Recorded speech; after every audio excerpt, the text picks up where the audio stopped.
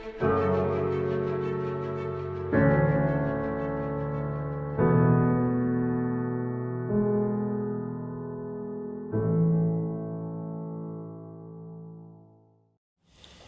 and welcome back to Philosophical Conversations. I am Giorgi Khuroshvili. We are in the country of Georgia at New Georgia University. And today we're going to speak about the origins of philosophy. I'm very pleased to be joined by Kaupo Kand. Mr. Kand is a doctor of philosophy. He gained his PhD from the University of Warwick and MA from the Central European University in Prague. He is specialized in German philosophy and ancient philosophy, especially in case of German philosophy, Nietzsche and Hegel. Mr. Kant, thanks for joining, and let me ask my first question. Traditionally, it is considered that Western philosophy was originated in Greece. In that case, how do you think, where should one find the true roots of philosophy? And is that all been true, actually? I think that's correct. If you look at the universities here, of course, New Georgia University in Poti, or Tbilisi University, or Warwick University, any Ivy League universities in America, all philosophy departments are teaching students that philosophy originates from Greece. Right. Of course, if you start analyzing it, it's not perhaps entirely correct, because pre-Socratic philosophy actually comes from what is today Turkey, but at that time was Persia. So strictly speaking, Thales, Anaximandros, Anaximenes, they all come from Persian. It's satrap of Persia. But of course, if you look back then, I think it's traditionally held view that the philosophy comes from a study of nature. The pre-Socratic philosophers, they studied nature, and based on this, they kind of developed philosophical theories. And from that kind of origin the philosophy comes from. One can question, is this entirely correct? Are there alternative interpretations?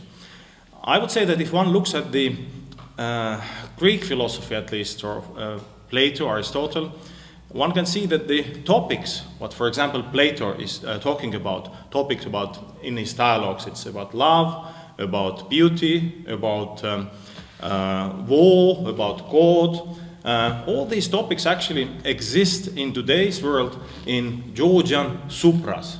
The Georgian sutras, if you look, they follow the kind of Platonic dialogue, or actually more correct to say is Platonic dialogues follow the logic of Georgian sutras. It's an interesting point. Can you tell us precisely what kind of contents of Georgian sutras can be considered as analogues of the Platonic dialogue? I would say that if anybody has been in Georgian Supra, then you can see that you have a kind of set of toasts which everybody should follow in a way, or Tamada should follow. So in a way, Tamada is a philosopher. He suggests the topics, for example, friendship, philia in ancient Greek. And what Tamada is doing, first of all, of course, Tamada himself, I think in Georgian case, should elaborate idea of friendship, what friendship is. And then, of course, there is a concept of alaverdi in Georgian Supra. Alaverdi is a concept where the Tamada is giving the right to speak on this or that particular topic to a fellow participant of the Supra.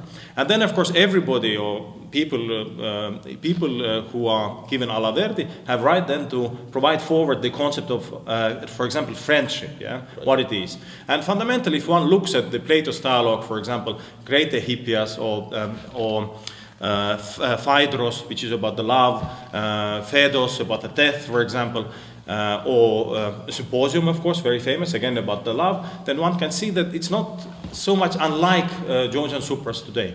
And laws, supposedly, also, yeah? Of course, absolutely. Yeah. Well, in that context, can you then give a general characterization of pre-Socratic philosophy and post-Socratic philosophy? And how do you think, what was the influence of Socrates in the course of the philosophy?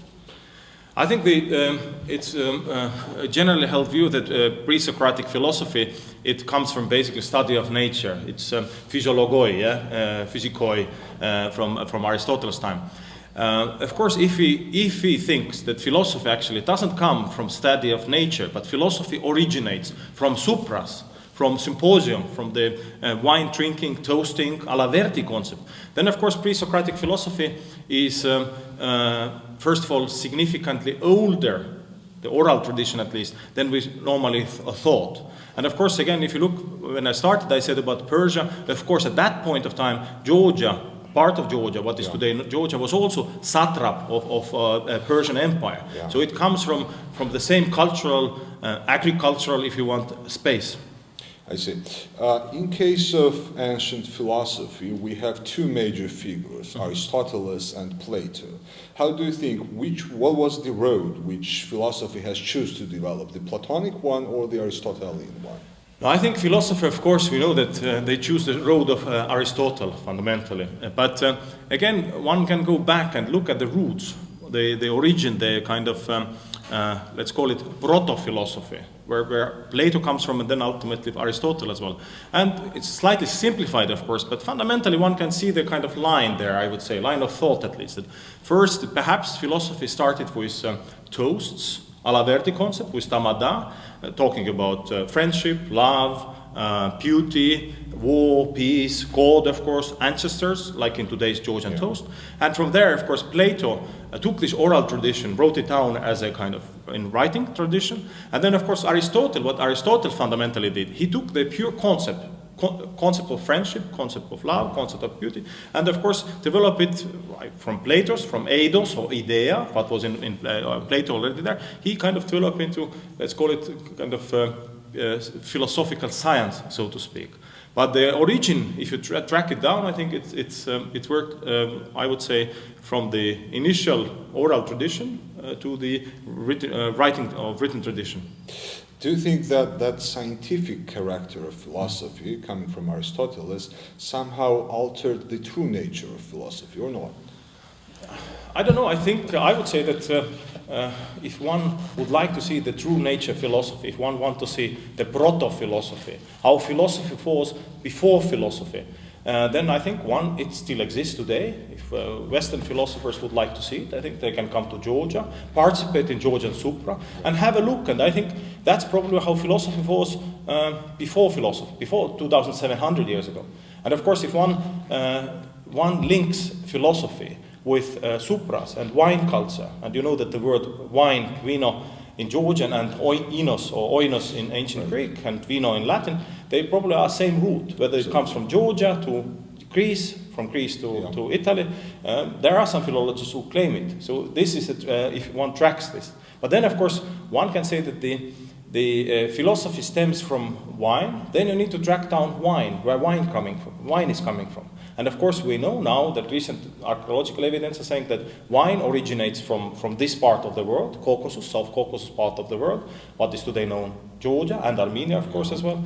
And it's known that it's now around 6,000 years BC, the first evidence we have. So one can assume that when wine originated, there were also supras at that particular point of time. There were tamadas probably at that point of time. And of course, there were toasts at that time. Toasts probably for ancestors, for our parents, for our children, for beauty, for love, for friendship, which all existed 8,000 years ago, more or less. Yeah? And of course, from there you can see that, then we can say that philosophy perhaps is not 2,700 years old, as we think today, but philosophical origins are actually 8,000 years ago, because they originate together with wine. I see.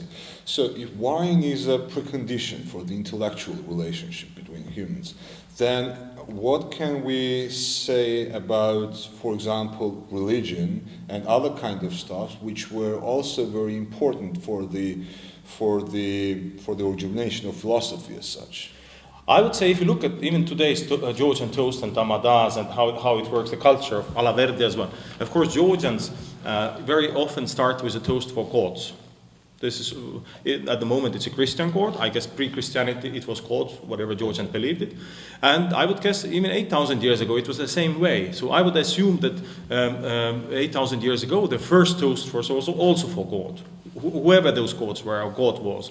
And then, of course, for ancestors and so on. So in this sense, it hasn't changed, I would say. And of course, from there, the concept of God theology is absolutely part of supras. It's part of the Alaverdi culture. It's part of the toast culture. I see. And also we have to say a few words about another possible source of philosophy, such as nature and observation of nature. From that point of view, wine might also play an important role, as far as wine is also a product of a nature. Absolutely, I think it's in a way it's interesting that philosophy, and now the question ultimately is, would have philosophy appeared without wine? If there would have no wine, and how come that philosophy appeared in areas where there was wine, where there was wine culture, where there was a supraculture? That's a question, and I would guess that probably not. I think it's. The evidence is there that the philosophy appeared in areas where there was a wine culture, and they are intimately linked, so to speak. Yeah, so there was a very popular opinion that it is very necessary for philosophy to have a moderate climate, and today now we can also say that it is very necessary to have wine for philosophy. I would say wine and wine grapes, and you know that from Georgia, wine grapes actually probably originated from Georgia. Georgia is the richest wine grapes types in the world, as we know it. The most ancient wine grapes are also coming from Georgia, areas of Caucasus area. So I would say yes, it is probably linked, somehow they are linked.